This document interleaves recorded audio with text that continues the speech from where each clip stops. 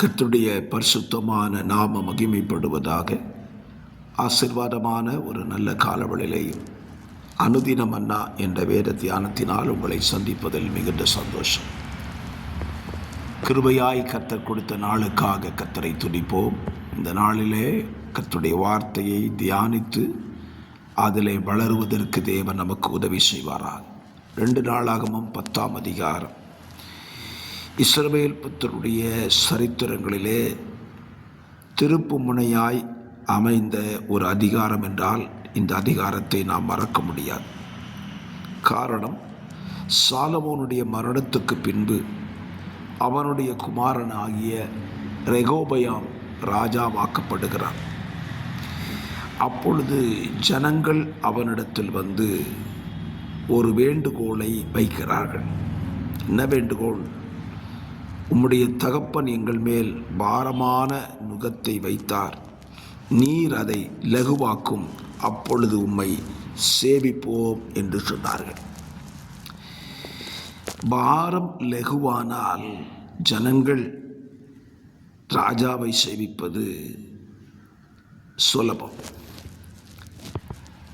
நம்முடைய ராஜாவாகிய தேவனும் அதை செய்திருக்கிறார். நம்முடைய பாரங்களை நமக்கு லகுவாக்கி நம்மை அவரை சேவிக்கும்படி அழைத்திருக்கிறார். மத்தேயு 11:28 சொல்லுகிறது அல்லவா, வருத்தப்பட்டு பாரம் சுமக்கிற எல்லாரும் என்னிடத்துக்கு வாருங்கள், நான் உங்களுக்கு இளைப்பாறுதல் தருவேன். ஸோ நம்முடைய பாரங்களை லகுவாக்குகிறவரை நாம் சேவிக்க மறக்கக்கூடாது. ரெகோபயாம் இந்த வேண்டுகோளை பரிசீலிப்பதாய் சொல்லிவிட்டு 3 நாளைக்கு பிறப்பு ஜனங்களை வர சொல்லுகிறான். அவன் செய்த மிகப்பெரிய தவறை நீங்கள் வேத புத்தகத்தில் வாசிக்க முடியும். தன் தகப்பனோடு இருந்ததான முதியோர்களின் ஆலோசனையை தள்ளினான். தன்னோடு வளர்ந்த வாலிபர்களின் ஆலோசனையை கேட்டான். விளைவு என்ன? அவனிடத்தில் இருந்த 12 கோத்திரம் 10 கோத்திரம் அவனை விட்டு பிரிந்து போய்விட்டது. ஆகவே என்னை கேட்கிற அருமையான கர்த்தருடைய பிள்ளைகளே, இன்றைக்கும் நம்முடைய தேவன் நம்மிடத்தில் சொல்லியிருக்கிற ஒரு காரியம், நான் உங்கள் பாரத்தை லகுவாக்குவேன், நீங்கள் என்னை சேவிக்க வேண்டும் என்று சொல்லியிருக்கிறார். இன்றைக்கும் தேவனை சேவிப்பதிலே அநேகருக்கு விருப்பம் இல்லை.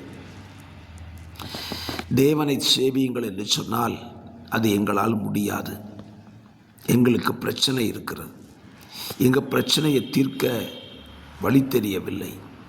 நான் சொல்லுவேன், நம்முடைய பிரச்சனையெல்லாம் தீர்க்கக்கூடிய ஒரு வழி இந்த உலகத்தில் உண்டென்றால் அது இயேசுவினிடத்தில் தவிர வேறு யாரிடத்திலும் இல்லை.